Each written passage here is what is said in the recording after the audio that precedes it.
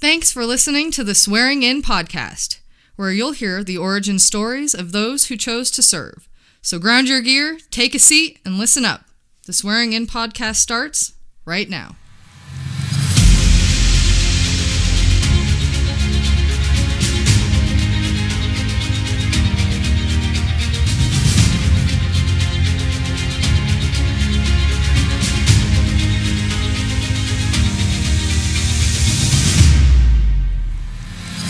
Hello and welcome to the Swearing In Podcast. I'm your host, Marty Smith. I'm joined today by Air Force Master Sergeant retired Craig Kim. Craig attended Taylor-Dewitt Middle-High School in Pierson, Florida. After graduating in 1998, he spoke to an Air Force recruiter and decided to join at 17 as a 3POX1 Security Forces. He attended basic training and tech school at Lackland Air Force Base, Texas. He was first assigned to the 45th Security Forces Squadron at Patrick Air Force Base, Florida. During that assignment, he was deployed twice. When he returned, he retrained information management and attended tech school at Kessler Air Force Base, Mississippi. Upon graduation in 2002, he was assigned to Goodfellow Air Force Base, Texas. During that assignment, he deployed to Jordan in 2003. In 2005, Craig's next assignment took him to NORAD-USNORTHCOM in Building 2 at Peterson Air Force Base, Colorado. In 2008, his AFSC was consolidated, and he was placed in the IT field. He was next assigned in 2011 to the 39th Comm Squadron at Incirlik Air Base, Turkey.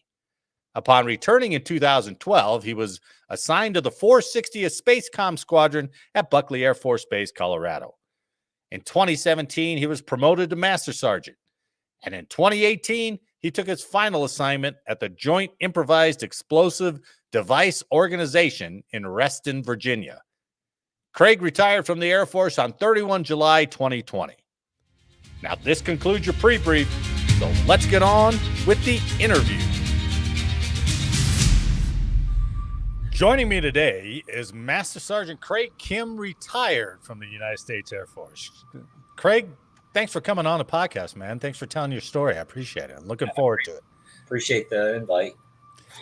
So tell me about what you were doing before you joined the military. I gotta start back to probably back to my freshman year in high school. Right. Where'd you go to high school at? I went to high school in Florida. It was in Pinellas Park High School in Largo, Florida. Oh, nice. So nice. Hard to stay focused there, I would imagine. It was definitely hard to stay focused. And, it was around then into my sophomore year in 10th grade. I really got into a lot of trouble. I had a few misdemeanors, rambunctious. I've been in juvenile detention. I've been in JDC a few times. Wow. Got involved with the very wrong crowds, right? So, I mean, it was a, and then finally, I think what really got me was when I had a felony charge against me. So the short story of that is I ended up going to a friend's house, broken in their house, grabbed, their dad had a 9mm pistol. Oh, man. And I thought, this is cool, and I was going to probably use it someday, not to kill anybody or shoot anybody, but more so show it off.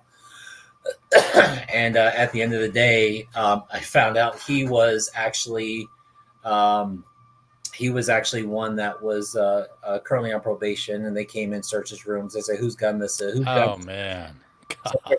So I got caught.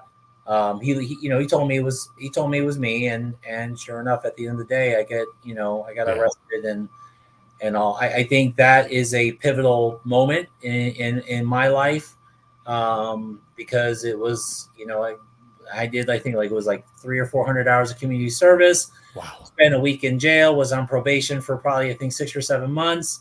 And what were you, 15, or did you turn 16 by then? I was 14 because, I started a year early, I think, for school.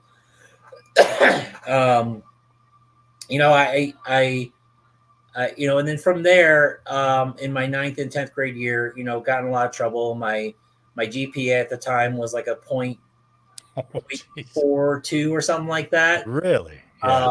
Yeah, and then my ended up moving. My mother and my stepfather, Chris, we ended up moving towards a small town called De Leon Springs, Florida. Okay. While I was there, it was a change of pace. Definitely it's more country town. Why did you guys move? Well, was it for you or was it for a job or something? It was because my mother and my stepfather, they were actually living in Largo, Florida, right? Okay. Where we lived at originally, and then they were always traveling 2.5 hours northeast to go up to De Leon Springs because they were initially in the flea market business, selling clothes. Oh, all right. And eventually they got into having a grocery store. And so I always joke about this. My mother's Korean, my stepfather was black, and we owned a Mexican grocery store. It's quite cosmopolitan, if you will. It was. So at that point, it was just a matter of being able to, we end up moving, change of pace. Yeah. Go, start to, do better in school. People knew who I was because of my mom, because my mother then got into the music promotion business, more Hispanic music. Yeah. So a lot of your big bands and your norteño music and Tejano music and all. Sure. Excuse me. And so they knew who she was, and I ended up just being a part of that culture as well. And I did a lot better in school, a lot more smaller environment. We had when just graduation class for my senior year, it was originally, we started out like at 90 some odd students and ended up graduating, I think like 40. No kidding. Wow. Excuse me. So did you go, when did you move? Your junior year? So you went your junior and senior year there? Or? Yeah, it was actually between my sophomore and junior year. Okay. Right. It was around then, right? So you get to spend a couple years there at that high school then. Yeah, at the high school. So the high school in De Leon Springs was, it was actually in Pierson, which is about 30 minutes north because that was the closest school. Okay. At the time, it was called Taylor-Dewitt Middle-High School. Middle high school, right? Huh. And I ended up getting better. Grades were getting a lot improving. Becoming on, getting on honor roll a few times. Oh, nice. Graduating with a 3.4 or 3.5 GPA. Nice recovery. Yeah, it was definitely a big change for me, change of pace altogether, and it really helped me out a lot. Yeah. Prior to graduating, I always said to myself, I would love to go to Stetson University, which is a local private law school. And the only reason why I wanted to go into the law was because if you remember back the OJ case that occurred, right? And back in the early 90s, I was watching that after school, and seeing how it was doing. I said, I definitely want to be a lawyer. No kidding. But my SAT and ACT scores weren't up to par. Yeah. Plus that college, it's a private college, and having it at the time, it was like $40,000 to $60,000 a year. Gentleman by the name of Master Sergeant Dwayne, what's his name? Dwayne, forgot his last name. Dwayne Wright. Yeah. God bless him. He was walking around passing out his business cards to everybody. At the school? At the school. One day at the school. Okay. So I was 16 years old at the time. So because I graduated when I was 17. Oh, wow. And just, I decided to go down that path. I said, why not? And I was told that, hey, you can get your college paid for, you can maybe make something of yourself, blah, blah, blah. And I said, sure, why not? No family history of military or anything like that influence you? No, I think my dad, my real dad, he had to serve 2 years in the. Right. Korea, it was a service that he had to serve for 2 years at least. Right. But that was it. I mean, and honestly, I think at the time it was my my sister and I, we're the only ones that really graduated from high school at the time, right? Because my mother and father, they ended up dropping out when they were in their, I would say, like 4th or 5th year of school. Oh, really? To work, right? Oh, interesting. What year did you graduate then? 98. So, would it be fair to say your prime motivation was the college at the end of your enlistment? Was that fair to say your motivation? At the time, I prime motivation would be that for college. I would not say it was. Okay. I think it was just the fact that, I needed to do something better, do something for myself. At the time as well, keep in mind, joining the military, never thought about, I'm doing this for country. I'm doing this because it's, right. And that's, that's what I was trying to drive at. So, right. Yeah. So do you think if it had been, say, a Marine recruiter walking around, you would have joined the Marines? Or did you really give much thought to the branches? I never gave any thought to the branches. Never did. Yeah. It just so happened to be that this Air Force recruiter was walking around passing out business cards, and had it been a Marine or Army, whatever, I may have joined. Don't know. How did so obviously you went down to saw him at his station. How did that conversation go? Did he give you ASVAB right away, or how did that work? Yeah, so at the school they offered the ASVAB. He just told okay. me you got to score a high enough. I forgot what that score was. Yeah. And I did pass it, and he said, okay, well, based on your score, here's your options that you have. And kind of like most, not most, but some, recruits, I'll say, they typically will be, I'll use the word, not bamboozled, but almost bamboozled, to say, hey, what do you think about carrying a gun? Wouldn't it be awesome to do that? And I'm like, okay, right. But honestly, that was the best first 4 years of my life. He enjoyed it. So he didn't try to talk you into anything. No, not at all. Okay. Not at all. But so not at all. So you took the ASVAB. What was laid out? How'd you decide on the job you're going to take? I think it was based on recommendations from him. Okay. There was a question. I think I remember I asked a question about contracts, or potentially, I think in the legal something. Yeah. They said, hey, then if you want to go into legal, then that means you're going to be on a delayed enlistment for another year before we can actually get you in. And I was like, I really don't want to wait a year, Right. You got the thought in your mind. Let's go. Let's get it done. Right. Yeah. Yeah. So I ended up,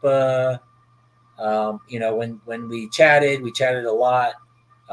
It wasn't real to my at the time, my mother, who I lived with, and my stepdad. It wasn't real to them, along with my dad, who lived in Texas, in Dallas Fort Worth area, that I wanted to join until,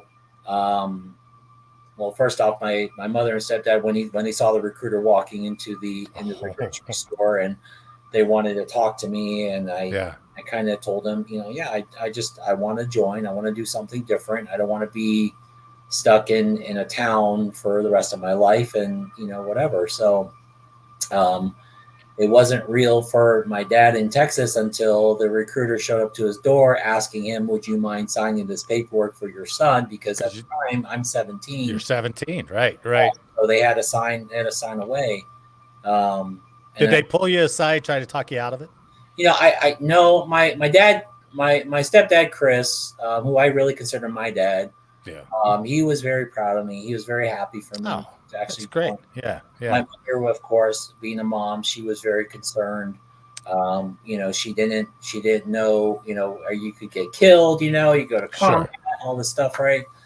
And my dad, I think in Texas, I don't think he really wanted me to join. He said it's not good, whatever, but his experience probably wasn't all that great. Right. I think there was some convincing probably from, first off, it was my stepdad, Chris, probably had to convince my mom. Oh, and then my mom convinced, my dad. So Right. So what job did you sign up for? so I ended up joining as a 3POX1, which is Security Forces. No kidding. I had no idea. Yeah. So did you sign a contract? I did. Yep. Oh, good. I signed the contract. They at the time, school. I graduated from high school in I think it was like late May. Yeah. And they said, hey, we can get you in June, and I was like, can we push it back a month? They I want to say, if I remember correctly, they picked me up from the store. Did they really? and then from there took me to I think my recruiter drove me to MEPS in Jacksonville. Oh wow, how far away was that? That was probably it's from where we lived. I think it was probably about a 2.5, 3 hour drive. Okay, all right, that sounds about right. Yeah, I don't remember. I don't recall the entire conversation we had the entire time, but yeah. It was just there in MEPS in there, and I had to sign more paperwork while I was there. And then they put you in a hotel room, and then put me in a hotel room. They I think, if I'm not mistaken, they actually put tape to make sure that you weren't going to get out of your room because they wanted to stay there. And then from there it was the next day. Hey, we're taking let's go to this plane, and yeah. San Antonio. How many others were there with you? Oh gosh. Jacksonville's big, so I'm sure they're collecting from everywhere. Yeah, there was a lot. I'd say there's over about 100 people. Oh, geez. Yeah. So you're 17, you're off, right? Yeah. You're off to basic. Yeah. No expectation. Did you have any expectations? Was there any point in that time where you're like, maybe I was a little too rash on this decision, or were you just full steam ahead? Let's go. I said full steam ahead. I mean, I think I may have heard from other people, hey, they're going to yell at you, they're going to get in your face. At the time they were, I was told that they can't really touch you and all that. They could get really close to your face. Not true. Back in '98, which is fine. I'm okay with that. Yeah, sure. But it was, I mean, it was got your attention. Got the attention for sure. I remember distinctly that when we were there, not in Texas, but in Jacksonville, when we were getting onto the plane, I sat next to a young lady who has never flown before. I remember she was scared out of her life because she never flown, right? Yeah. So I do remember I said, I remember putting my hand out, sticking my hand out to go ahead and have her hold mine. I said, look, it's going to be okay. You're going to be fine. And she held my hand the entire time as we're flying off. Yeah, because she was scared. She was truly scared of being on the plane. So, but I remember that. But we got off the plane, and then from there, we were somewhat yelled at, but wasn't yelled at in the airport by TIs essentially. To basically say, all right, stand in line. You're going to be right here. And then they walked us over into the bus. And then once, but it wasn't until late at night, till 1 o'clock in the morning. And how do they do that? Everybody says the same thing. Crazy. Yeah. And I remember they, as soon as we were on the bus, obviously the TIs came up, says, you're going to address me as yes sir, no sir, yes ma'am, no ma'am, right? Right.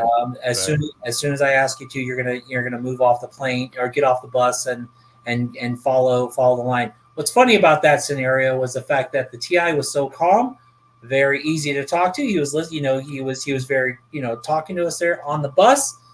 As soon as we got off the bus, get your ass over here, they're all yelling at you, right? And having you pick up your bag, drop your bag, all that fun stuff. So right. Yeah.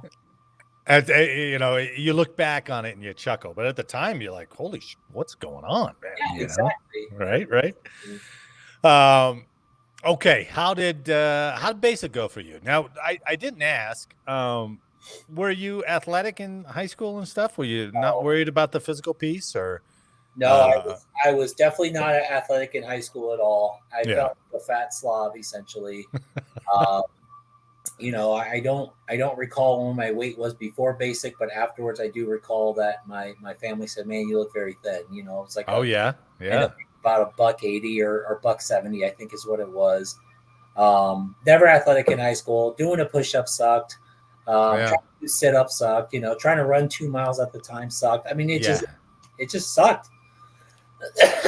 But I guess the only good thing for you is that you're from Florida and the heat and the humidity, so San Antonio shouldn't have been too bad for you. At least you had that going for you. Yeah. So what'd you think? How'd you get through basic? Yeah, okay. I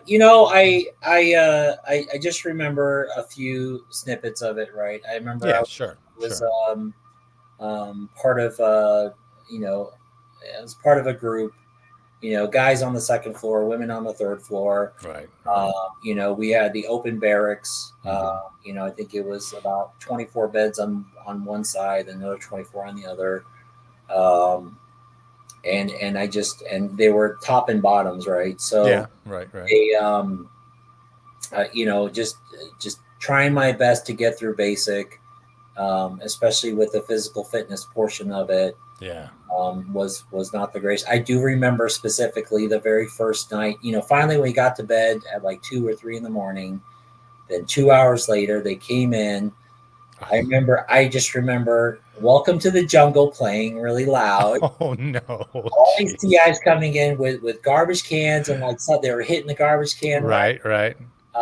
Yelling at everybody to, you know, hurry up and get dressed, you know, get on the, you know, get downstairs, you know, whatever. I remember that, and we immediately did PT, and we were up for a full, you know, since like, was it 4 in the morning until like 9 or 10 o'clock that night. So, I remember that period of time too, and it's just eye opening. And I'm like, wow, they're really real. They're not, you know, all the stories you hear are fairly true, right? And isn't it weird to think that I don't know when exactly they stopped shining anything at basic, but you were still part of that generation, right? Where you're shining and buffing and you know, whatever.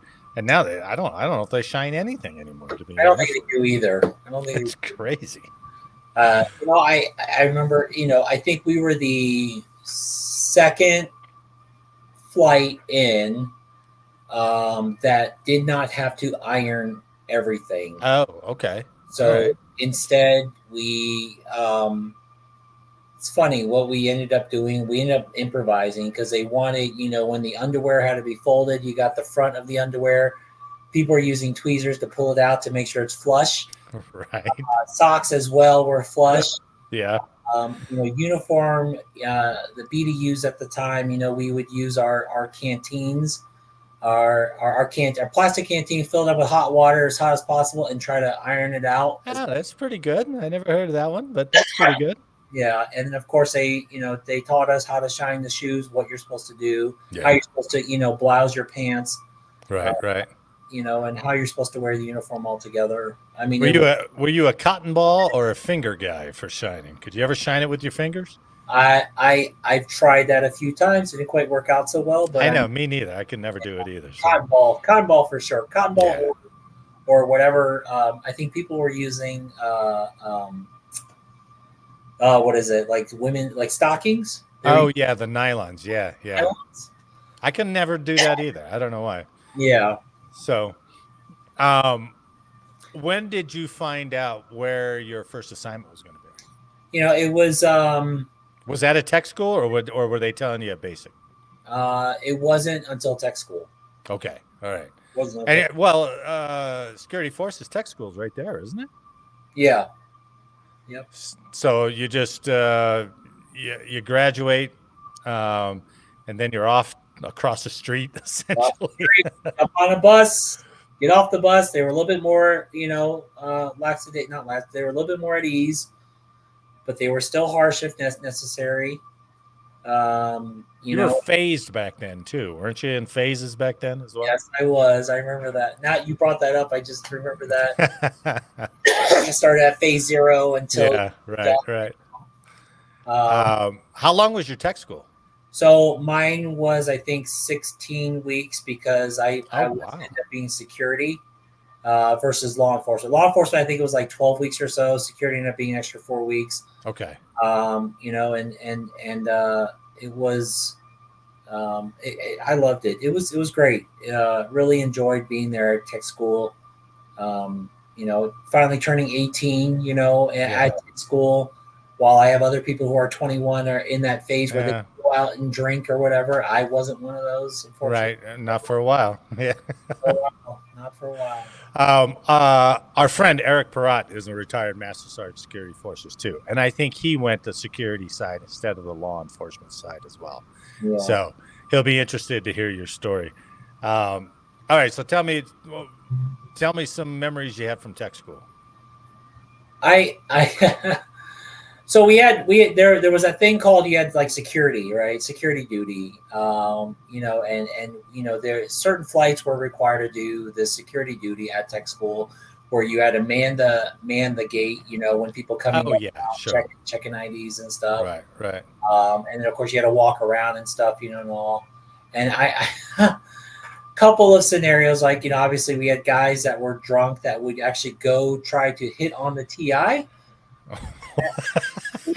Military train like MTL, and I would just like, hey, come on, man, you really can't. Let's get you in the bed, go to sleep. Yeah. Other times where, and it's guys who do this. I don't understand this. Guys would be drunk, think that they're in their dorm room, but they'd be in a women's dorm because unfortunately the women didn't lock the doors they're supposed to, and would lay there with them, and cuddle. I'm like, dude, you can't be here. Come on, let's go. I also remember my dorm mate, because we had our own rooms, right, and then in the middle was the bathroom. Yeah. I just remember him and his buddy. They were singing in the bathroom while one was singing, the other one was just like vomiting and puking his guts out.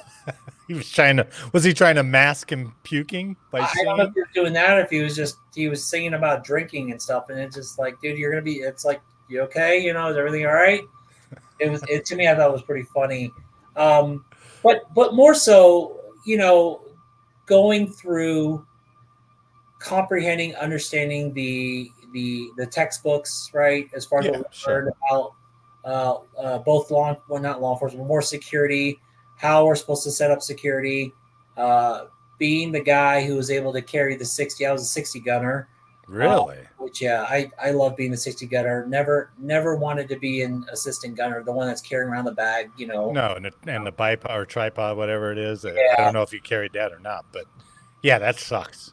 So I would rather carry the machine gun itself, and that's what I loved. As heavy as it was, I didn't care. It was great. What first time you ever shot? No? Yeah, it was. How'd you do? Were you a pretty good marksman, or did you turn into a pretty good marksman? I sucked at it. First time, right? Until you learn the basics. The 9mm, 16-8, the M16A2, I was okay at, right? But 9mm I sucked at, but the 16A2 I was okay at. The 60 though, I was on point. There was I remember this distinctly, that we were out there on the firing range because you're learning how to shoot, learning the cycle of operations for the M60, how you're supposed to load it, all that stuff, right? How you're supposed to, focus on your front sight as you're shooting and all. But I remember distinctly that there was a light-all unit. If you remember those aircraft light-all units, right? The big lights down there. Oh, yeah. I got you. So I remember that was like way out in the distance. It had to have been a solid, maybe 1,000, 2,000 yards out. If I'm not, I suck at distance sometimes, but I know it was way out there. Yeah. And prior to engaging on that, they were having us shoot targets to make sure we were good. I was good there. And then I think somebody said, hey, why don't you try to shoot that light-all unit? I said, okay, so here I am shooting away. All of a sudden, that the light itself just breaks and it falls over. Whoa, nice. Yeah, and I knew I found my niche at that point, which was with the M60. Oh yeah, yeah. It sucked to clean it, but man, Yeah, I loved it. Watch out for that spring. That's all you got to do, right? No. Yeah, exactly.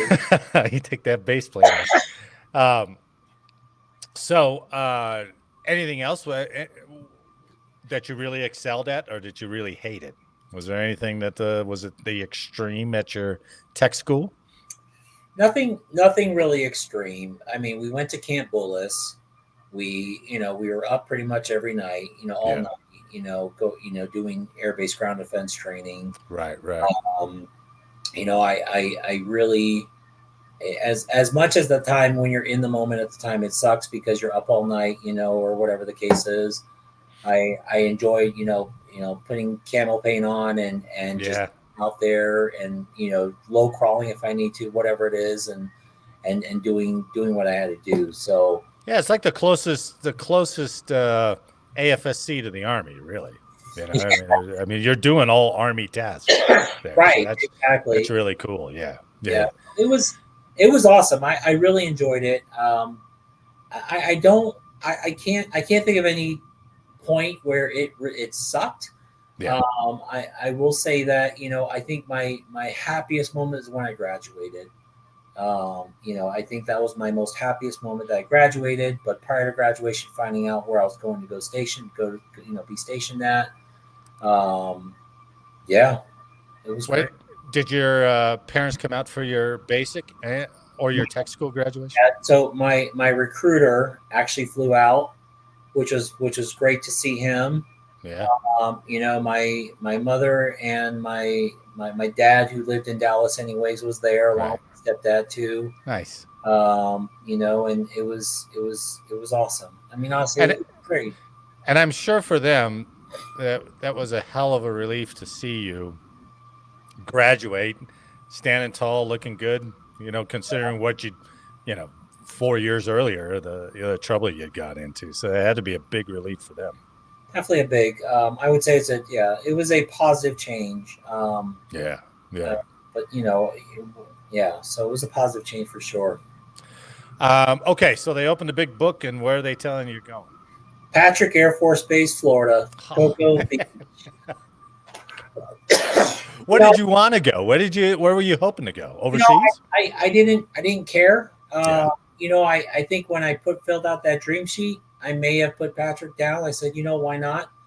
And why not? Okay, well, from there, I'll try to find a base that's far west, far north, or south, overseas. I mean, just I was like, I don't know about these bases. Didn't know about Minot, until I was there. I'm not there until I heard about Minot. Beale, I never heard about before until I hear Beale. Barksdale, same thing. I mean, but it just happened to be on like, hey, this is where. Wow. And you're still underage. Damn it. Right? On Cocoa Beach. Golly. We'll get to that in a minute. Okay. So, graduated from tech school in I think November, or it was October 98. I was going to say, it's getting around the holidays there now. Right. Yeah. And then, I had a report to my first duty station before December, I think. Okay. And I remember my dad, my stepdad, Chris, I call him my dad, who drove me down from Daytona Beach area down to Cocoa Beach. It was an 1.5-hour drive. Oh, wow. He brought me on base. I came in on a weekend and told the gate guard who I was, and, I'm being assigned to the 45th Security Forces Squadron. Wow. And just kind of went from there. So how was it? That had to be beautiful. I mean, I've only been there like on a TDY, but I mean, stationary. I don't know if it gets old or not, but it was. I hate to say this, but I mean, a lot of retirees are there, right? So commissary privileges, whatever. And of course, I think more so for the unit itself, we weren't.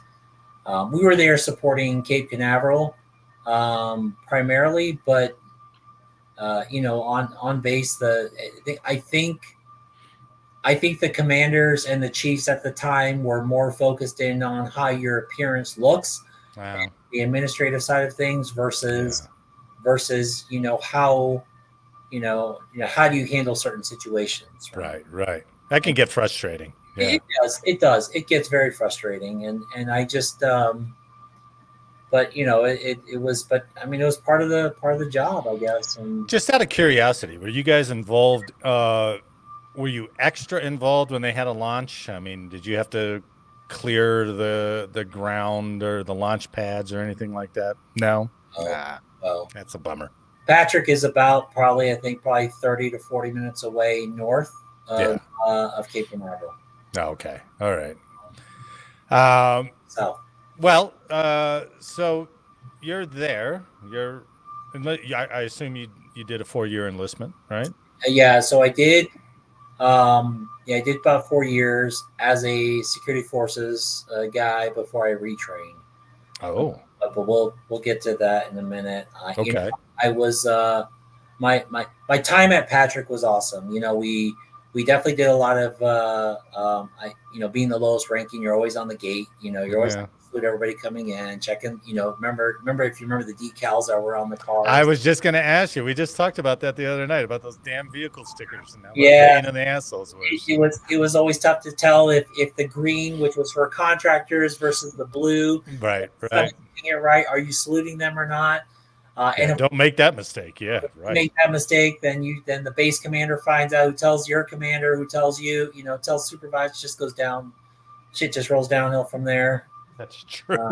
But I've had a few instances of that sometimes, and do you ever have any real world situations you had to respond to?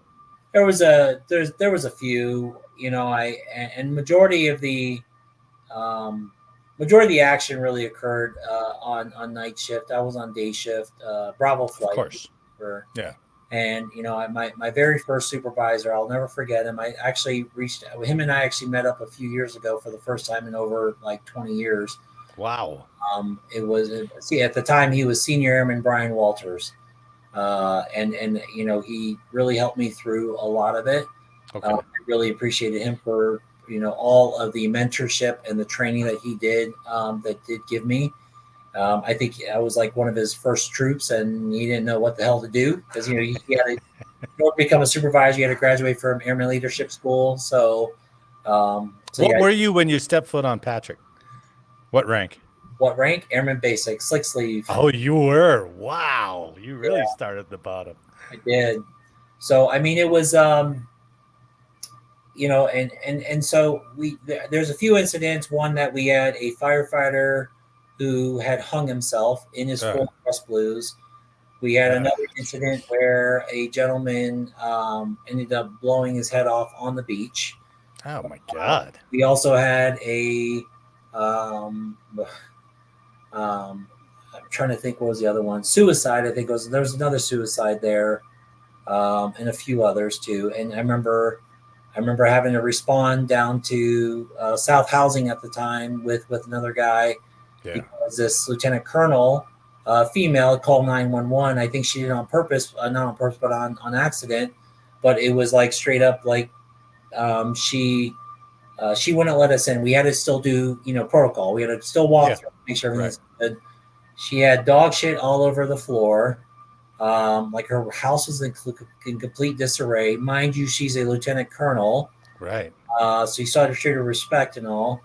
And then another time I'll say is I was on the gate, several DUIs obviously, and I was on the gate. We did a random vehicle inspection RVI where it was discovered that one of these this guy, enlisted guy, I think he was a chief or something. He had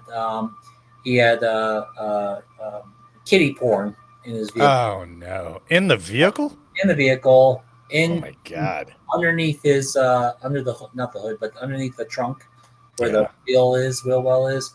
So there's always it was always active, always busy. The other times that was great was just patrolling the beach whenever I got a chance. Right.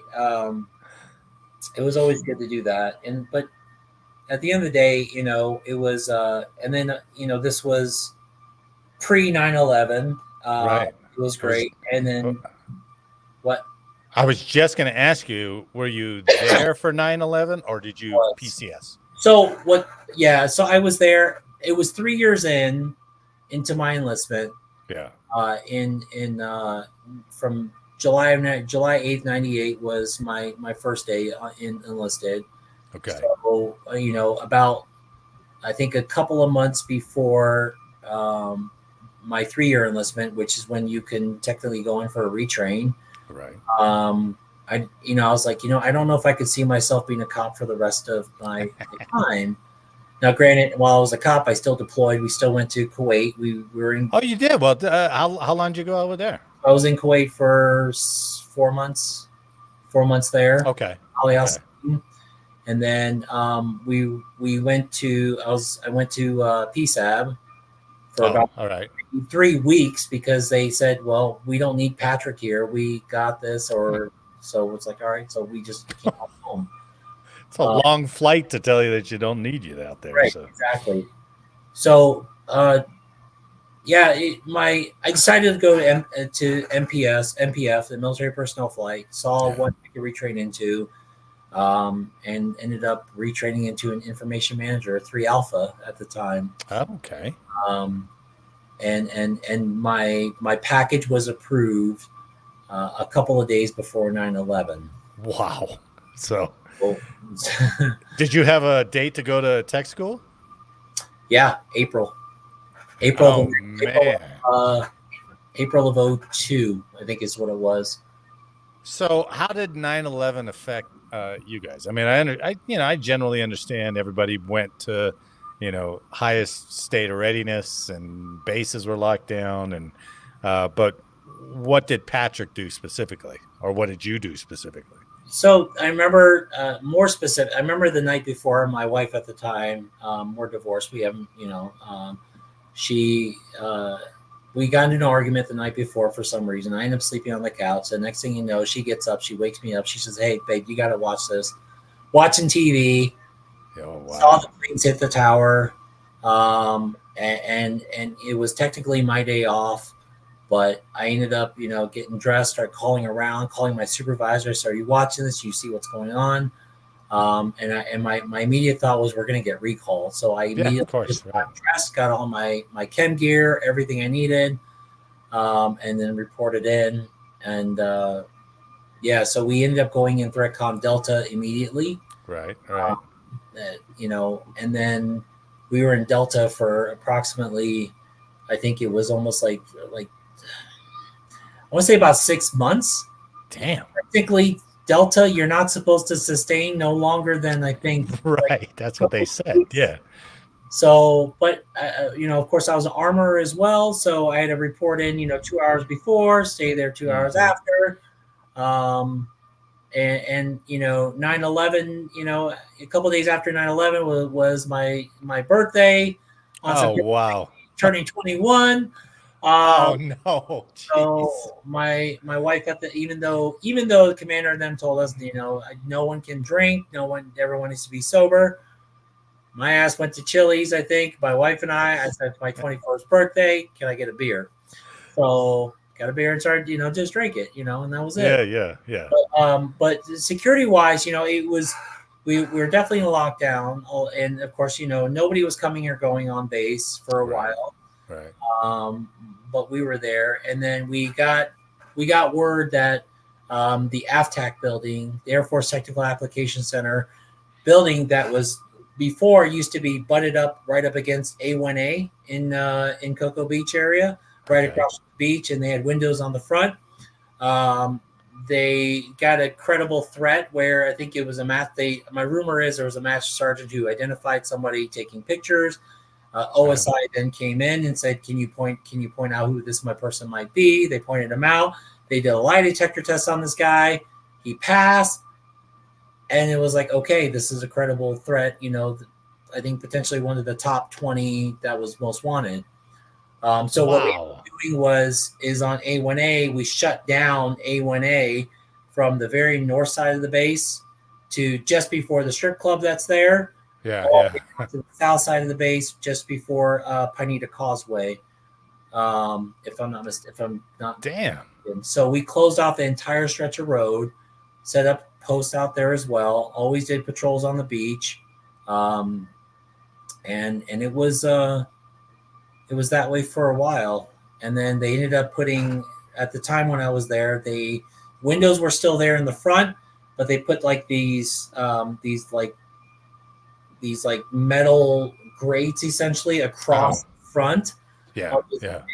As building, and I'm thinking, if a plane's going to hit that building, they can still hit it from the side or something. That's true. So yeah, it was tiring. It was taxing on the body, and well, it didn't help your marriage out either, I'm sure. No, it didn't. But I mean, it is what it is, right? We didn't have any kids. We didn't have a kid at the time, so yeah, good. But yeah, it was tough. And then in April, when my retrain, was already for me to go report to tech school, I reported Kessler Air Force Base in April in Mississippi. He was there. Good old Mississippi. Was there for about 6 weeks. Couldn't wear the beret anymore, unfortunately. I loved wearing the beret. It was great. It is distinguishing. Yeah. It is very distinguishing. So the beret back there that you see, it's I don't know if you can tell right there on my finger. Oh, there it is. Yeah, I got you. That's my original beret, and I've kept it all this time. Semper Fortis, right? Yeah. Isn't that what it is? Semper Fortis? No, that's Semper Marines. I don't remember what the Guardian thing or I don't remember what it is. So yeah, or Defender, the Defenders. We were mottos. Yeah. Special Friends, SF. So Special Friends. I have to remember that. But and then when I was there in Mississippi, 6 weeks of base, 6 weeks there, they wanted to know where you wanted to go. So of course I just picked a random assortment of places and ended up going to Goodfellow Air Force Base in San Angelo, Texas. Back to Texas. Okay. That's not bad. So as an information manager at the time. Yeah. And then what's funny about that though is when I got stationed there, my first duty assignment was working at the 17th Security Forces as an information manager, but I was also a work group manager, WGM they called it, where we were there as a buffer between comm. If you have help desk, comm issues, IT issues, we were there a buffer between. So I was there to help out wherever I could. So. Yeah. So you were essentially a help desk, right? For a lot of it, right? Yeah. Doing those kind of duties, right? Right. So that was in 2002. All right, that's 2002. You're senior airman, I assume, by this time, right? Yes, I believe I was. I believe I was because pretty sure. What'd you think? What'd you think of Goodfellow? There's definitely different sides of things, right? As a working in Security Forces Squadron as a different career field. Yeah. I really appreciate what they did. I also volunteered to be an augmentee to working on the flight. Of course. Obviously when I was working on flight, I ended up catching some folks with a DUI. So that was cool. I did some patrols. I was also part of their, like if they wanted to run exercises, I'd be the bad guy, and Op 4 or whatever it was. Yeah. On Goodfellow though, there was like this long strip of a land there. I would just take one of the patrol vehicles and go like 70, 80 miles an hour. And then they would try to catch me and all that. So they finally would catch me and, I have to obey their commands and stuff like that. It was cool. And then unfortunately, all the IMers were getting rotated around different squadrons. So I ended up going into the Comm Squadron, 17th Communication Squadron, and was their admin person, right? I mean, it was mainly all admin, nothing really working on helping out with computer issues and stuff, because Comm Squadron is right there, so they help each other out. Sure. And it was at that time, this is in 03, where just before shock and awe happened, where 2 or 3 months before, they said, I remember I was at the NCO club on a Friday shooting pool. Then I get one of the guys to tell me the commander wants to talk to you. So I went over to the Security Forces Squadron, was told, hey, you got to pack your bags. You're going to Jordan. Whoa. So, yeah. And so this is before comm. Sorry. So in 03, this was in Security Forces still. Oh, okay. Okay. So they told me, Tech Sergeant Alba, never forget that guy, who was our deployment manager, or mobility manager. Yeah. And then also talking to the commander at the time too, where they said, yeah, you're probably going to go to Amman. We don't know. It's going to be a classified location. Wow. I likely think you're going to go to the main city. So here are the things you're not going to need. Oh, you're not going to get a sleeping bag. You're not need this. I say, yeah, probably not. Whatever. They start taking stuff out. Yeah.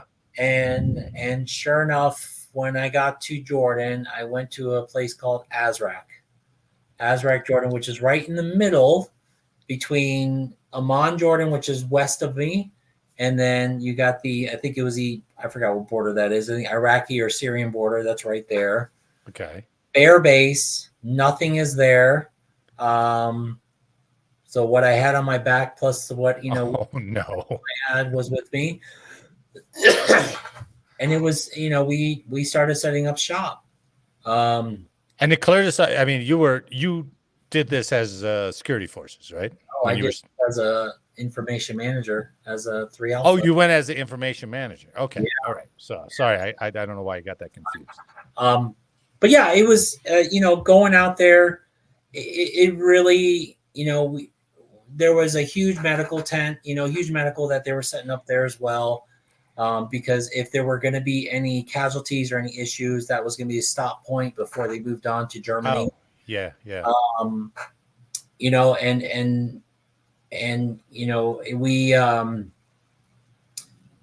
It really gave me a true appreciation as to how the different squadrons worked hand in hand together, from what LRS, Logistics Readiness Squadron, does. Oh, yeah. To your mission side of things, to what Security Forces did, to how IT ties into that. It's right. It was really cool to see all that. It was, and CE as well. Our civil engineering folks. I mean, that was really cool for me to see stuff like that, because that really gave me an understanding based on reading books of this CDC's career development courses I had to go through. I was like, oh God, yeah, life. This is cool. Right. And you're seeing it in a real world environment, correct. So that's a rare look. Not everybody gets to experience that. 6 months out there, shock and awe occurs 3 months in.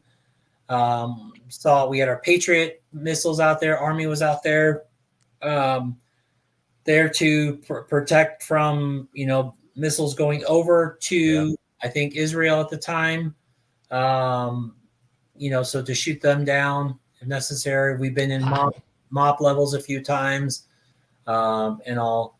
Prior to me going, though, I found out about one of my neighbors at Goodfellow, and this matters to me. At the time, she was Airman First Class Elizabeth Jacobson.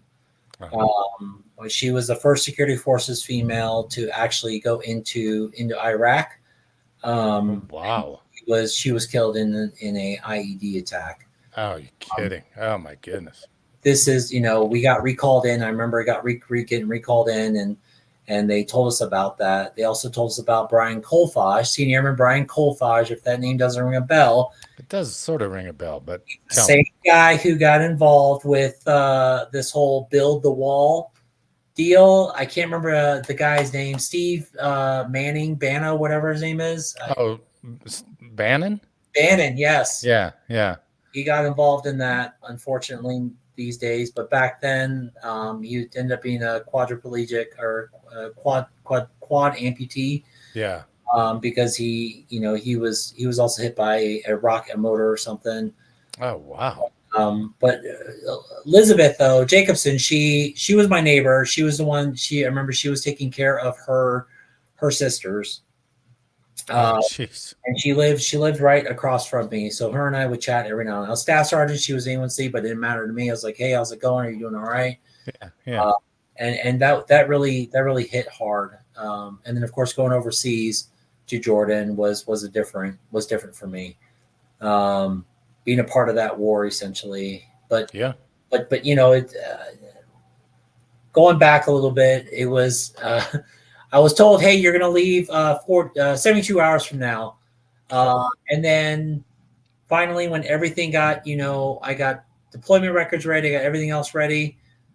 Hey, you're going to be leaving in about 8 hours. So go get and head on out. So that's what happened. Anyways. Where did you make E5 at? That was at Goodfellow. Oh, yeah. Yeah, it was at Goodfellow. I was there, and it was while I was in Security Forces, which was a shocker to me altogether. I just remember Sergeant calling me up saying, hey, we need to get in. Commander wants to talk to you. I honestly thought I was in trouble. Come to find out, this is the normal tactic that they would use. And honestly, I didn't really pay attention when the results were coming out. Yeah, right. So yeah. They wet you down, or what they do? They brought me in, and they brought in others as well. And I'm looking around and say, what is this about? And they told us in front of everybody, wanted to say, congratulations, you made staff sergeant. And nice. Like, oh, great. Then everybody pounded you. There you go. Everybody pounded. Yeah. Everybody pounded. But yeah. And then, but 6 months out there in Jordan was great. I wouldn't. And then, of course, there were some folks that went forward to Iraq. I wish I was that went to Iraq, honestly. Yeah. But I was told by my supervisor at the time, Staff Sergeant Norwood. I'll never forget him. Little short guy with a very Southern accent, very skinny, scrawny guy. He's like, we don't need you anymore. So, okay, what do I do? So I ended up just packing up and leaving. Back to Goodfellow. Back to Goodfellow. Then after that, it was about 6 months after that where the chief information manager said, we're going to start rotating people around. So I ended up going to comm. Oh, you did? You went to comm. Oh, okay. Doing the same thing just for comm, right? Yeah, but more on the enlisted performance reports, the officer performance reports. Oh, no. Having to track all that, doing all everyone's decorations, making sure it was all right, putting them on routing slips, getting them sent forward. I mean, it's stuff like that, which I didn't mind. It was tedious work. Yeah. I remember the commander at the time his name was Major Shell Gopal. Him and I stayed late one day because we had to get, I think, like 8 decorations ready. And of course, the decoration template, you have the template for that decoration. You got to make sure everything fit within that. I remember those days. No white space. No white space, stuff like that. Right. So it was. So I remember him and I stayed late because I said I volunteered to say, let me help him out. Get them all printed out. He looked it over, looks good. He was able to sign them, and ended up winning a quarterly award out of that too. Oh, nice. Yeah, but that never hurts. That never hurts. I just felt like that was just me doing my job. So. Well, yeah, but they got to put somebody in for it, right? Yeah. So yeah, Goodfellow ended up updating my dream sheet again. Okay. This time I just said, Colorado. Okay. All right. Why not? But I also put in for a joint assignment through the Airman Management System, AMS, at the time, where you can, see all these different jobs. I saw one for NORAD-USNORTHCOM. Oh, nice. Working out of right? Peterson. Yep, Peterson Air Force Base. So I applied for it and ended up getting it, working in the J6, which is your comm department. I worked in the front office. So this is in 2005. You know, and then so that's building 1, right?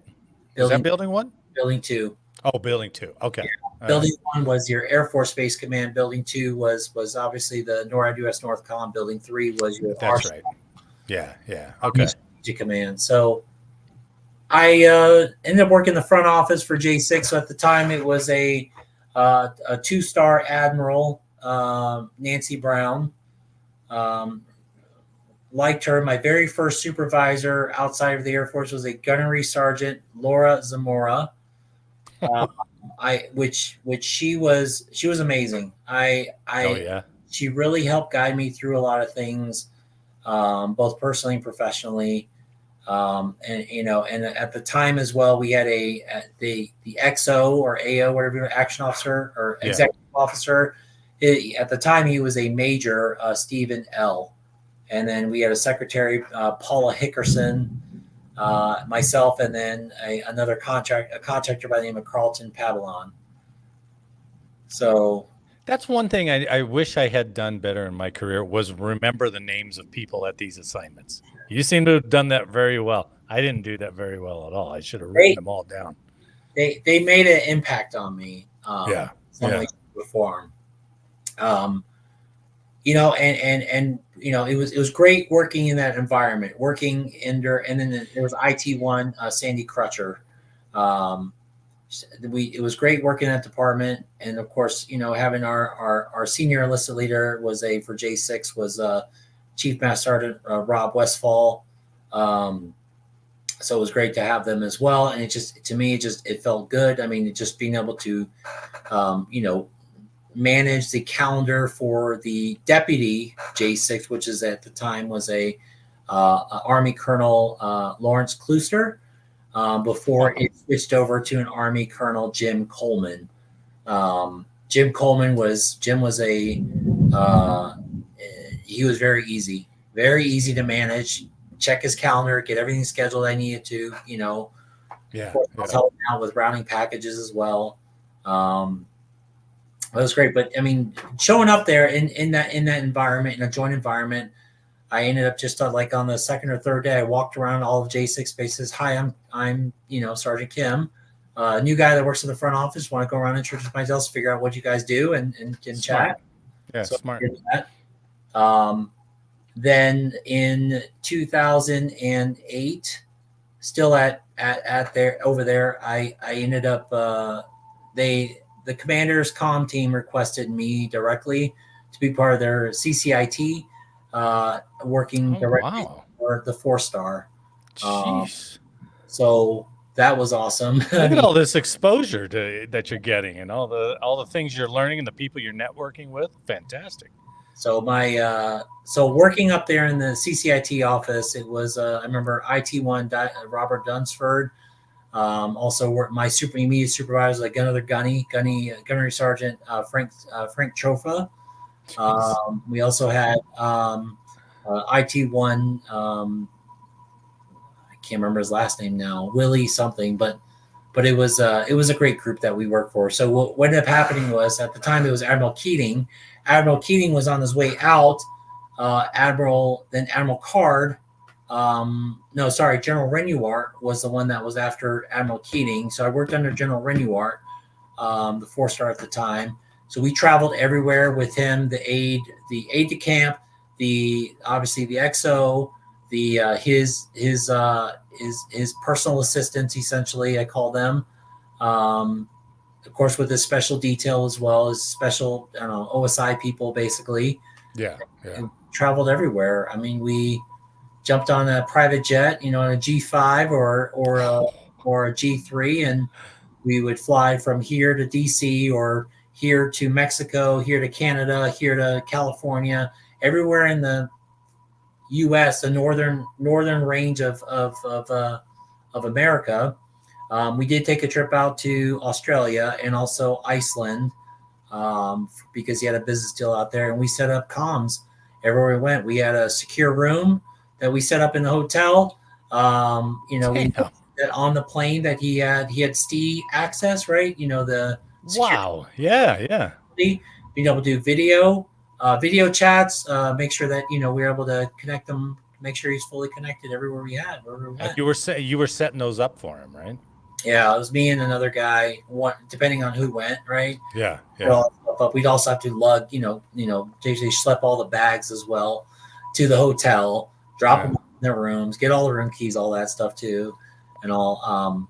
Those were the greatest trips I think I remember having, primarily because of the fact that you either got to go out and meet with other people, or just kind of. Oh man, but you see how the behind the scenes of all that rank, that's pretty cool. Yeah, it was a great tour, great assignment. I had a, it was, we always stayed at the Ritz or the Hyatt, the Hilton when it was pristine. We stayed at when we were down in Miami, we stayed at the hotel where they filmed Bad Boys. Did they really? Yeah. But I mean, we also got escorted around too. I mean, obviously, when a detail escort, cops in the front, cops in the back, we're just trucking along. Wow. Been to Puerto Rico. Was in the Viper, Virgin Island, Puerto Rico Islands, all those islands there. Okay. I've been pretty much everywhere. Canada is a place I really enjoyed going to. And I remember the general up there is a Canadian General Nitinchuk, if I'm not mistaken. Wow. Very personal guy. Very personable guy. Very nice guy overall. I honestly wanted to find times to defect because I was at the Calgary Stampede, and I'm like, man, there's some beautiful women out here. Hey, I think I want to stay here. So, Craig, I hate to interrupt, but I think your mic is picking up a little bit of whistling from your fan. Do you have your overhead fan going? It's not the fan. It's my AC unit. It's causing. Oh, okay. It's not bad. It's not terrible, but I didn't know if you could. I don't want you to play it back and go, why didn't he say something about that sound? So. Oh, that's okay. That's fine. I can try to figure out if I can. No, it's all right. It's just making you aware of it. Okay. Wow, what a hell of an assignment, man. I wouldn't have even known you would have done all that stuff. You're just like, hey, your information management with NORTHCOM, but God, look how many places you went. That's great. The thing was so back in 2007 or 2008, there was a transition occurring with the Air Force where they were getting rid of the 3 alphas and they were going to more cyber. Okay. Because of the fact that I worked for the comm team, they said, hey, we're going to put you in that IT field versus having you stay as admin. And that was the best thing ever that happened to me. Yeah, that was lucky. So I was definitely lucky. So I ended up in another career field, but without having to go through tech school or anything for it. Yeah, we'll take it, right? That didn't put you non-competitive by any chance, did it? I mean, you were still good with all your peers. Yeah, absolutely. So, it was, that assignment was great, and it was during that time as well. I made E6. Nice. So, I can't remember the exact date when it was, but I remember making it, and then still working for the comm team. You're still the lowest ranking person, basically. They're in a joint environment altogether. That's all right. You're the most taken care of when you're the lowest ranking in an environment like that. Yeah, absolutely. So I mean, it was an awesome assignment. Really enjoyed it. And obviously after that assignment, having to jump on a plane on Frontier or whatever, it's like, where's my service? Where's my, cook good? So beneath me now. It's beneath me. I'm staying at a Motel 6. What is this? But you become accustomed to that, and it was a great lifestyle. But I mean, obviously, you can't live that lifestyle. So right. What's the highest ranking person you ever came in contact with?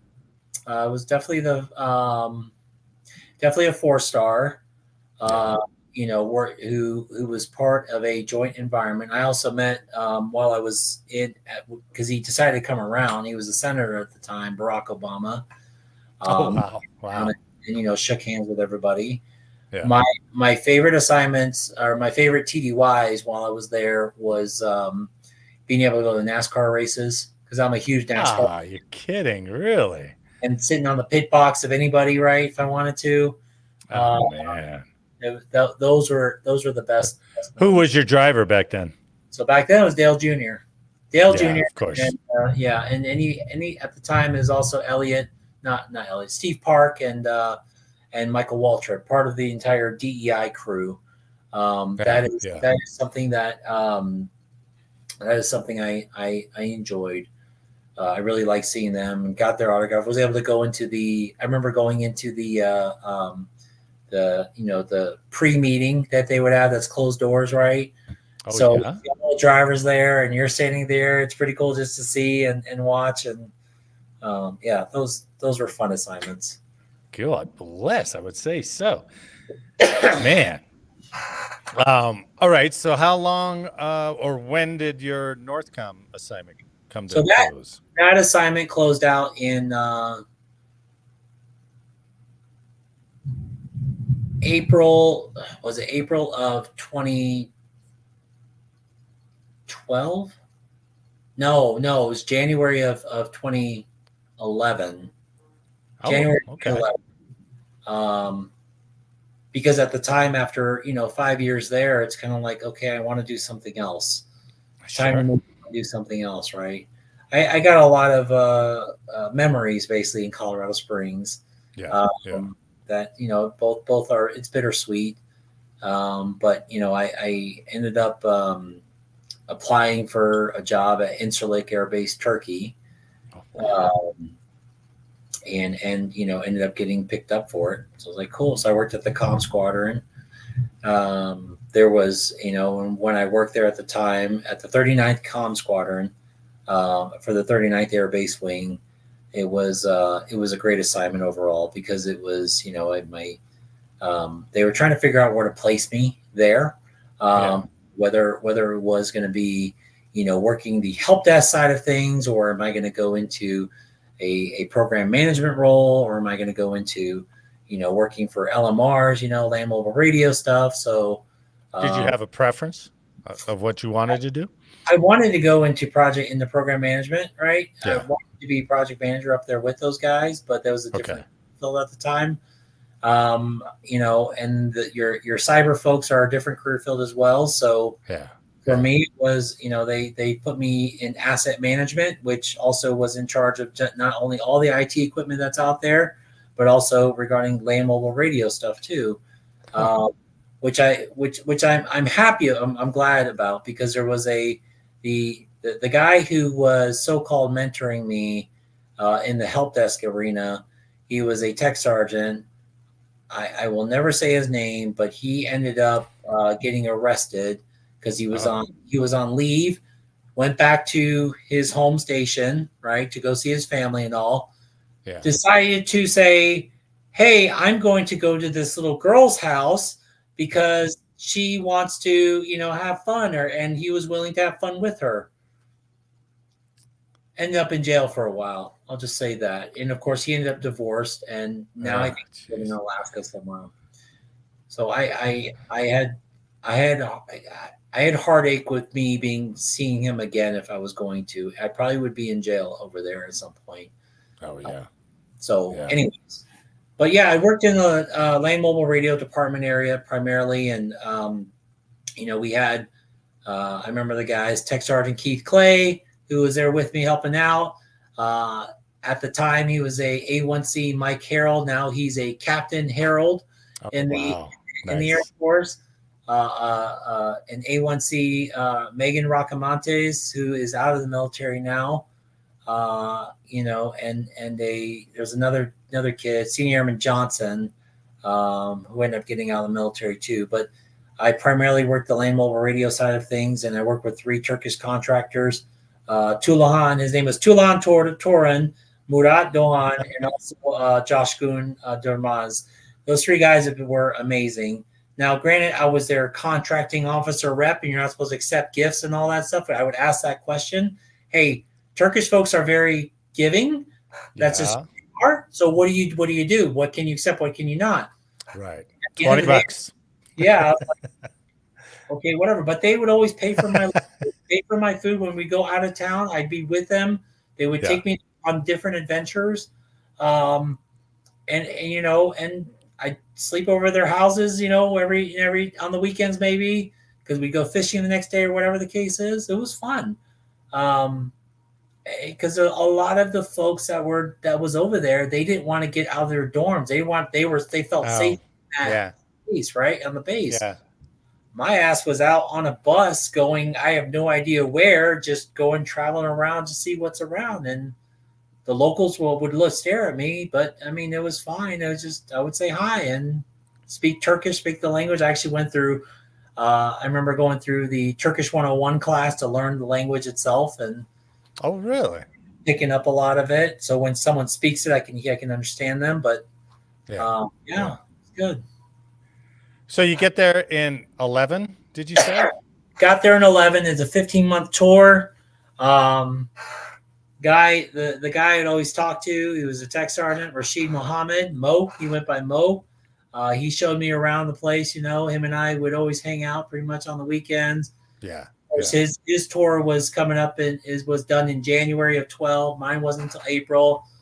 And I was quite sad that he was leaving, but I was happy for him too.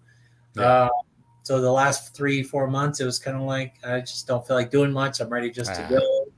Yeah, sure. Yeah. But yeah, I ended up leaving in April of 2012 to the next duty, which was to Buckley Air Force Base. Did they consider that Turkey tour a remote? Was that considered a remote or no? It was a short. They called it a short. It was just a short tour. Okay. 15 months versus your here, like in Korea, or 24 or someone. Right. Yeah. All right. So you're back in. So you're back in Colorado, but this time at Buckley. Yep. Got to Buckley in April of 2012. Was still, my ex at the time, she lived in Fountain, Colorado. Oh, okay. For the first few months of me just having to truck it back and forth, Yeah. I got to Buckley, working at the time the 460th Space Communication Squadron. I'm trying to think where they had me. I think they asked me where I wanted to be, which department I wanted to be in. Yeah.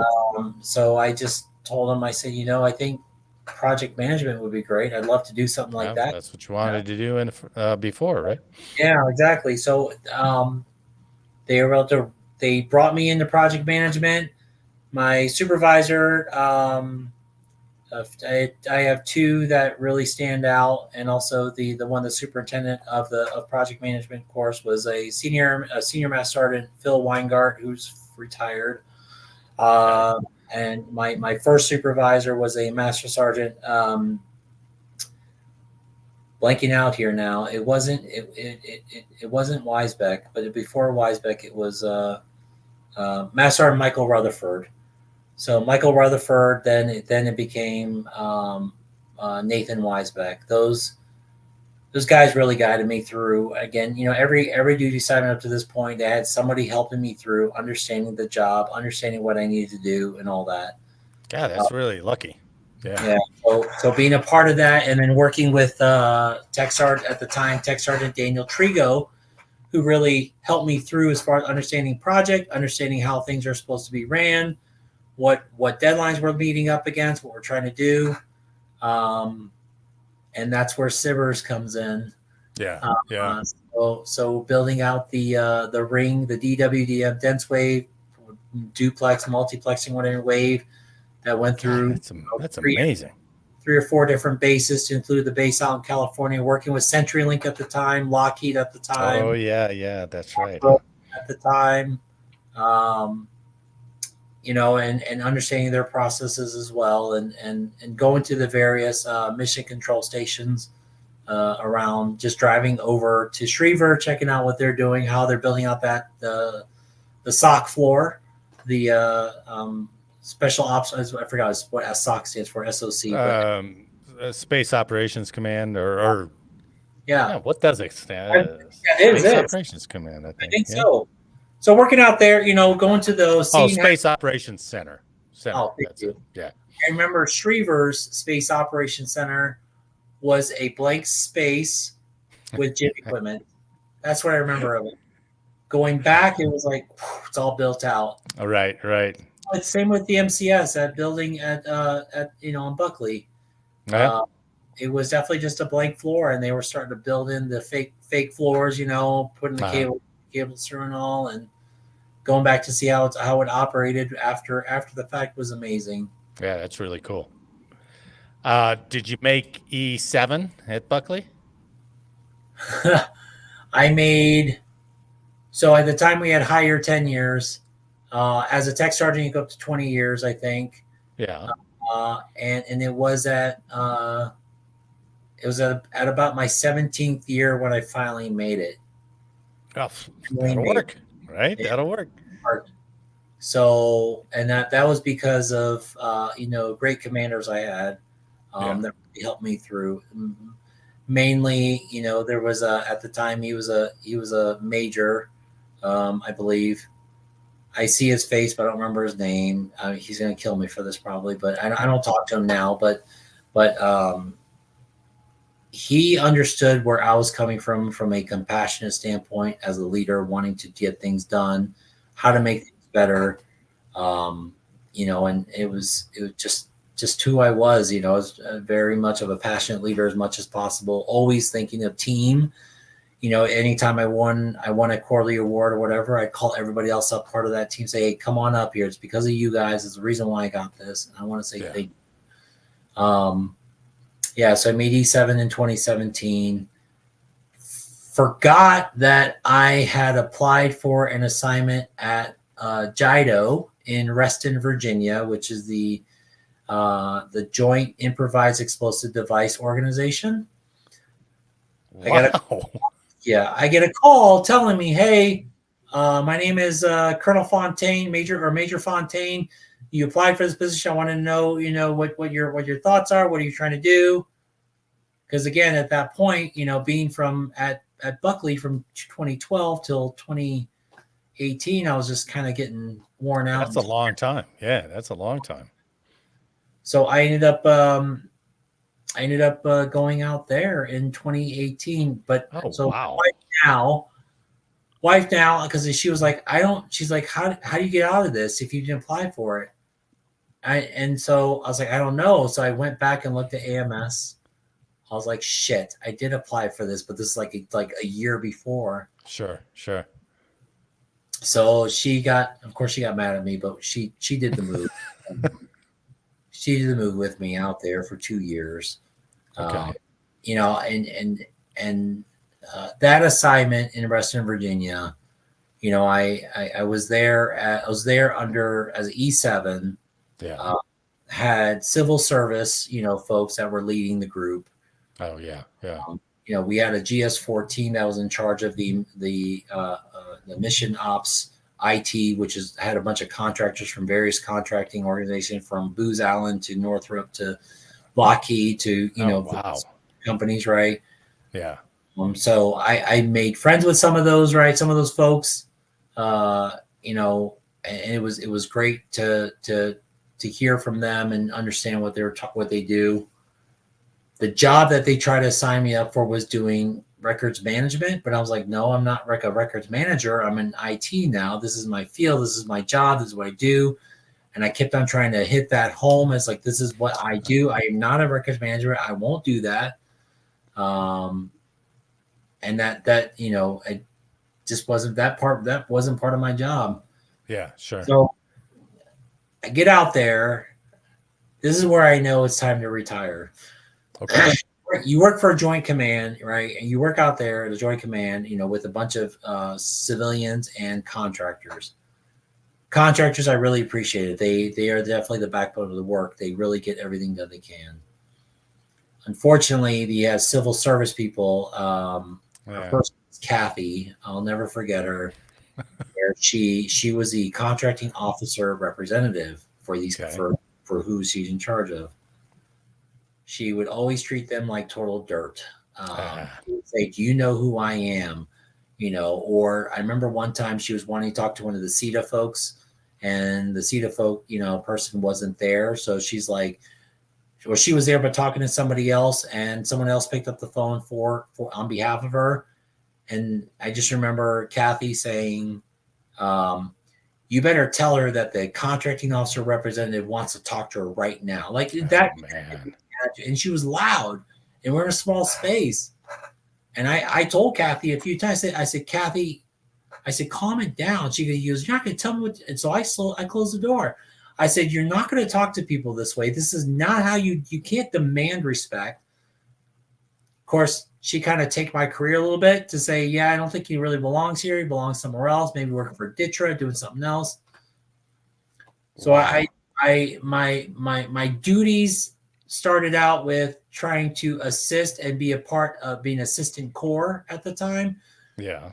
Now I'm managing more of the material logistics of equipment that comes in, signing for it, delivering it to places here and there. Yeah. Yeah. I knew it was my time. And the new guy that ends up jumping in, civil service guy, Chuck. Chuck didn't understand. He's, he basically told me what he expected out of me. He was a prior Navy. He was a master chief or a Navy chief I think he was a senior chief at the time. He was senior chief before. He laid it out for me. I said, great, I'm on board. So I go in there. I give him updates, talk to him all the time. But unfortunately, there's always gossip and there's always other people who will say stuff or whatever. And that overcame him.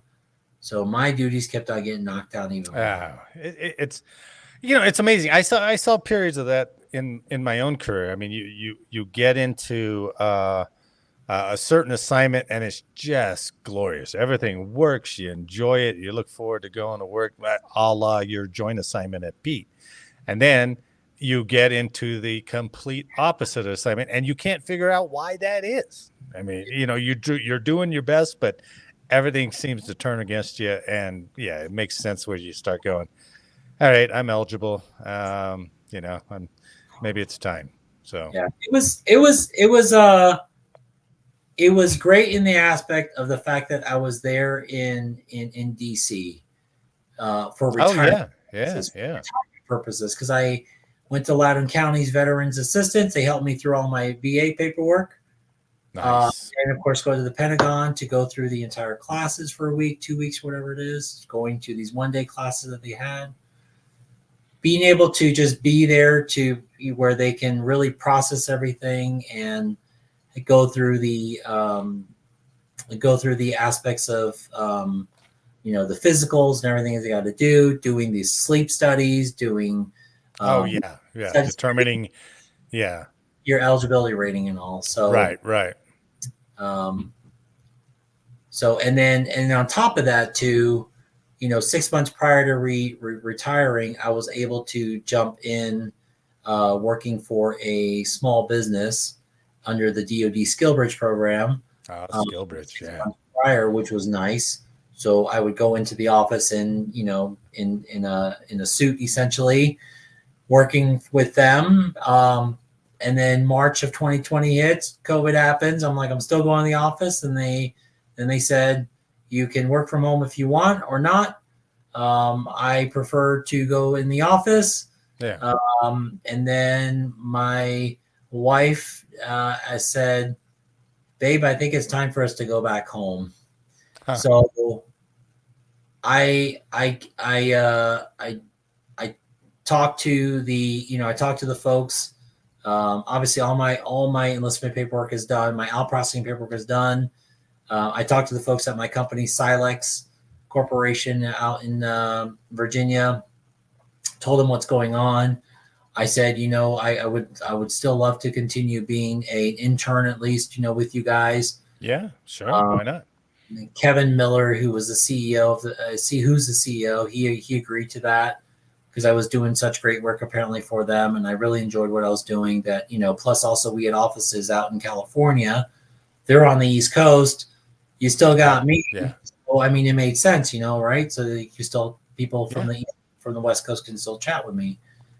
So yeah, I mean, and then retired essentially, ended up getting hired on full time with them, but essentially retired. No, I was going to have a formal ceremony out here. That got canceled because of COVID, because they closed it down. So I had to let people know that. But never thought about going back and actually doing that ceremony and all. It's just once it's passed, right? Right. Well, so what was your retirement date? When was your official retirement date? My official retirement date was technically July 31st of 2020. Oh man. So you didn't, that box behind you didn't get it presented to you or anything. You just were able to get that. God, you regret that a little bit? No, I don't. Okay. All right. To me, I think things happen for a reason. And those reasons could be, it could suck at the time. Yeah. But when you go back and you look back at it, it's like, okay, that's fine. It makes sense. And I was bitter for a little while, thinking, I'd love to have a retirement ceremony, because I've done a lot of other people's retirement ceremonies, try to get everything set up right for them. And I would have loved to have something like that myself. But at the end of the day, it's like, it's a day. Yeah, that's true. Right. Right. I will tell you, a week before my official title from Master Sergeant to Mr., I started panicking, thinking. So I talked to a guy that I know, Will Bowers. He was a first sergeant, retired before me. I told him, I said, Will, how do you get over that hump? Because I told him what I was feeling, all this anxiety and everything else, getting out of the military, the unknown and all that. Yeah, that's true. He finally told me, dude, it's going to be fine. He just kept on trying to reassure me it's going to be fine. And it's like, I thought it was the end of the world of me. He did, I think, 24 plus years. Wow. And for me, it was, 22. And then I remember talking to another gal who retired, Corinne Zimmer. She was stationed with me at Buckley. And the night before, I remember specifically, July 31st of 2020, it was around 9 or 10 o'clock at night. I called her up. I was sitting on the back, on the back hitch of my truck. It was raining outside. And I said, Corinne, I don't know how I feel about this. And of course she was telling me the same thing. It's going to be fine. You're going to get up the next morning. Everything's going to be the same. You're going to be able to move on, and all that. Honestly, she was right. And I really adore her, and I appreciate her and Will for helping me through that transition. That's great. Yeah, that's great. Lucky that you had them to reach out to. Yeah. There's a lot that don't. So, and they go off into the void and they try to deal with it. And, some not so well all the time. And of course I still have, troops these days who will reach out to me, tell me thank you, whatever the case. I've got that's always heartfelt to me. I remember more specifically, at the time it was a he was a senior airman, Matthew Cody Bruce. Matthew Cody Bruce was stationed at Buckley Air Force Base. He got made below the zone, right? So he was able to tack on senior airman E4 6 months early. Yeah. He won quarterly awards. He won annual awards. This guy was a rock star, like him, and also at the time senior airman Taylor Burnett.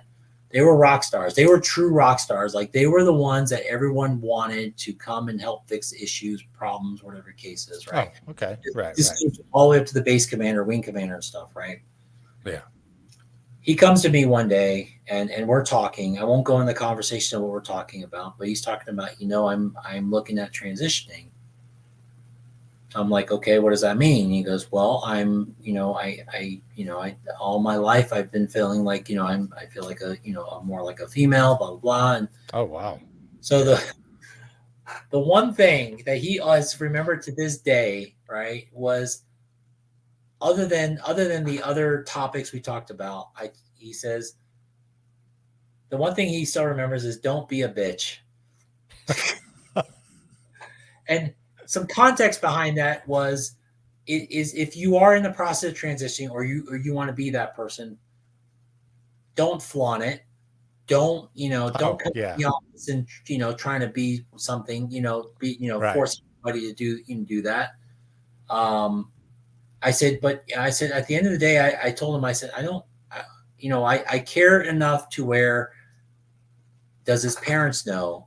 Has he talked to them? Right. I mean, what's he feeling? Come talk to me daily. It's fine. If whatever you want to do, chat with me. I'm happy to support you. Yeah. But as far as, him going to a she, it just, I told him, I said, what matters to me most, just like throughout my entire military career, I don't care what skin color you are. I don't care what race you are. What I care about is what's up here. Yeah. All that matters to me. And can I count on you when Sure. when things go awry or whatever the case is, right? Right. All that matters to me. And that's what still matters to me. It's like, how smart are you? I mean, are you able to really go through and fix whatever is need to be done? Yeah. So anyways, fast forward, she is now Sabrina Bruce. She is very, she's doing very well. She's thriving, and now she's in the Space Force, because now we have a Space Force. I have my own opinions on that, but anyways, so but she is she's thriving very well. And I actually met up with her a few years ago, and it was great to see her. So, God, that's fantastic. Yeah. Okay. I hope we covered, I think we got most of your career, right? Unless there's anything else we left out, but I got a couple questions for you. Yeah, go for it. All right.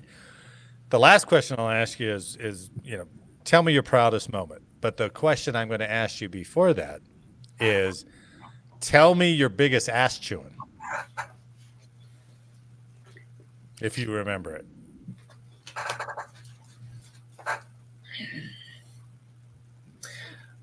It was at Buckley. Oh yeah, jeez. It was at Buckley, and and the guy was a lieutenant at the time. He was my boss. I was a master sergeant. He would always come into my. I mean, so first off, keep in mind he's a lieutenant. He's probably. Yeah. I think he was still like in his late 20s.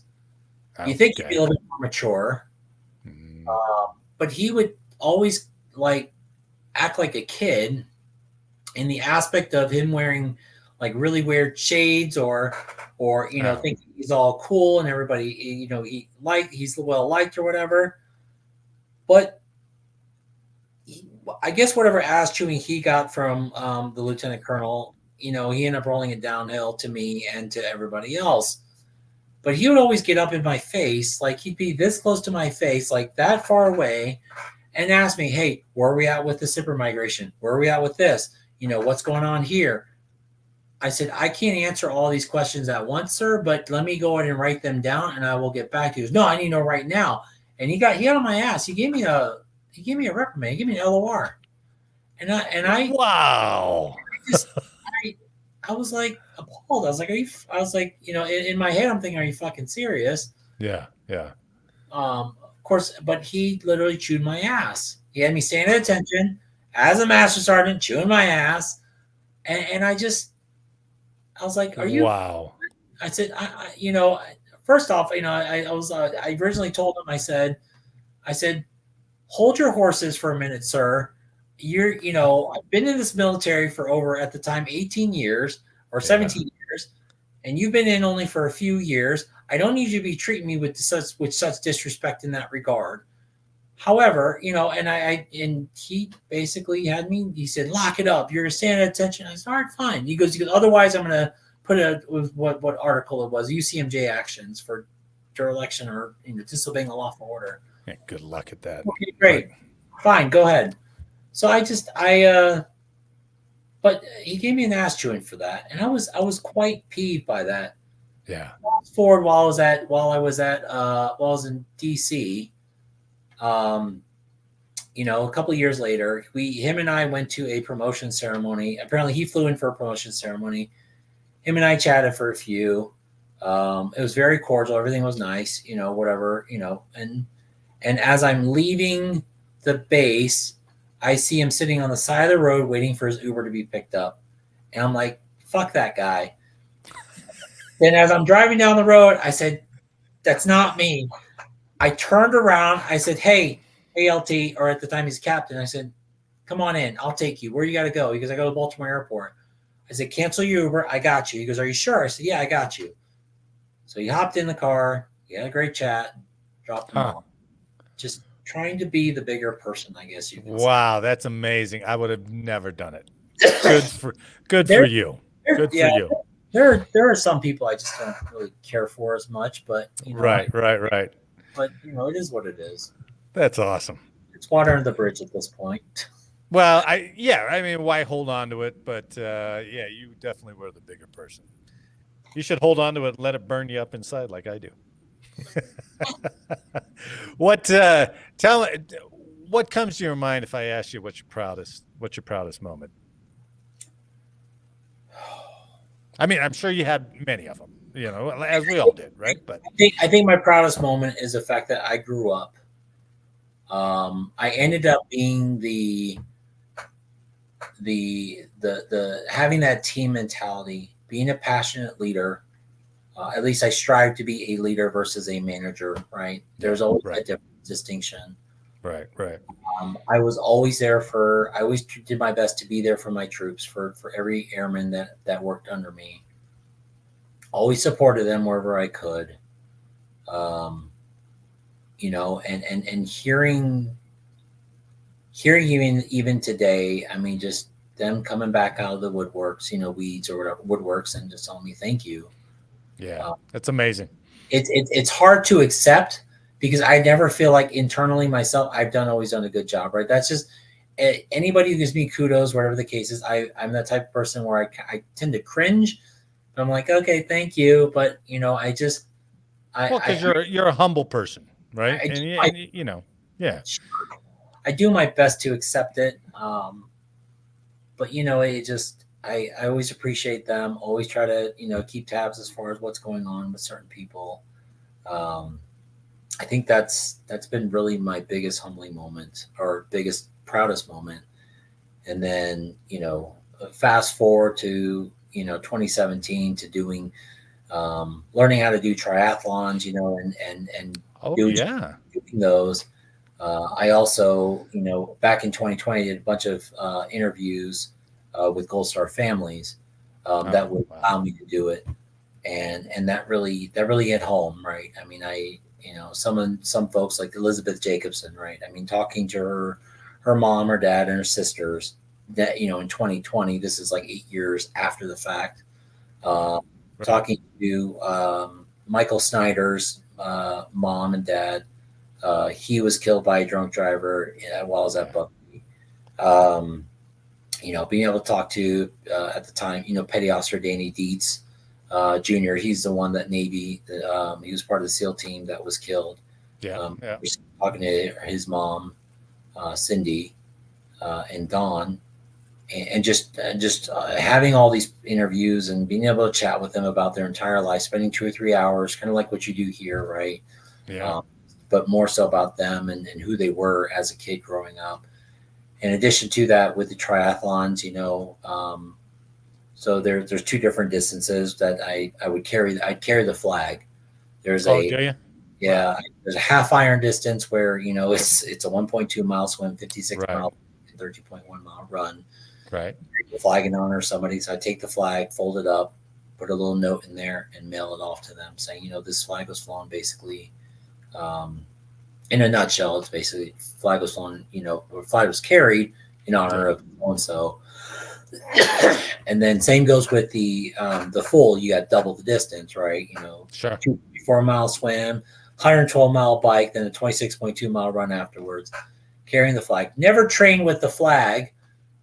Just when the race day comes, I carry it, right? So Same goes like within August. In August, I've got another triathlon coming up. I'll be carrying the flag for somebody. Now, do you do that as part of an organization, or do you do that on your own? So it started with, I did it on my own when I ran marathons. Did it on my own, and I carried the flag for no reason. It's basically just to support our military men and women. And then the brand Iron Man, they have these Gold Star Initiative. So the Gold Star Initiative, they actually team me up with somebody with the Gold Star family at the race I'd be at, that they would, I would fold the flag and give it up for. And so I did it there, but then, I didn't bother trying to get nominated again to do it again next year or whatever the case is with them. Yeah. Instead, I said, you know what, I'm going to do this on my own. So I've done it on my own since. Huh. So how do you reach out to the families? How do you find the family to go contact? It's funny because I put it out there in Facebook world, right? Sometimes. Yeah. And there are people who know people. It's always worked out that way. It's so weird. They would say, hey, get in contact with so-and-so. They'd probably be interested in doing it. So I contacted, so tell them who I am, what I want to do. And they'd be like, absolutely, let's do it. Let's do it. Wow. That's amazing. Yeah. I gotta hook up to your Facebook page there and start tracking you as you do this stuff. That's wonderful. That's really wonderful. Did we get it all, Craig? Did we get it? Yeah, I think we did. I mean, there's always more we could talk about. There's always more, right? There's highs and lows in each assignment. But just the gist of it, overall, I will say that 22 years went by really fast. I know. It's crazy, isn't it? Yeah, there is so much good that outweighs the bad in my life, right? Good. I gotta say that, being part of the military from what I was as a kid, running, I probably, if I didn't join the military, I'd probably gone down that path of potentially being in jail for several years. Yeah, maybe. But that really changed me. It really did overall. And then towards the end of my career, I started thinking more about, I joined and I'm willing to lay my life on the line if ever needed, right? Because to defend democracy. Sure. And I tell this to people who want to speak negative towards other political parties or whatever. And it's like, well, this is the reason why you have the military, to defend that. Otherwise, I mean, if you don't like it, then move to, I don't know, Russia, and where you can't speak your mind, or you move somewhere else, I mean, it's just, or you'll be executed or something, I don't know. Right. Right. That's something we should never forget. We take it for granted so much. But all you got to do is travel a little bit, and you've traveled a lot outside the country, but travel a little bit and you see how these other countries run, and you're like, it's not so bad here. So not so bad at all. Yeah. Air Force Master Sergeant retired Craig Kim. It's been an honor to get your story, man. A privilege to talk to you. Thanks for coming on. Thank you so much. Appreciate you. On behalf of Master Sergeant Kim, I'd like to thank you for listening today. I hope you enjoyed the show, and if you did, please leave a like and a comment and share the podcast with someone else. And as always, make sure to download the next episode for more service origin stories. So until next time, on your feet, dismiss!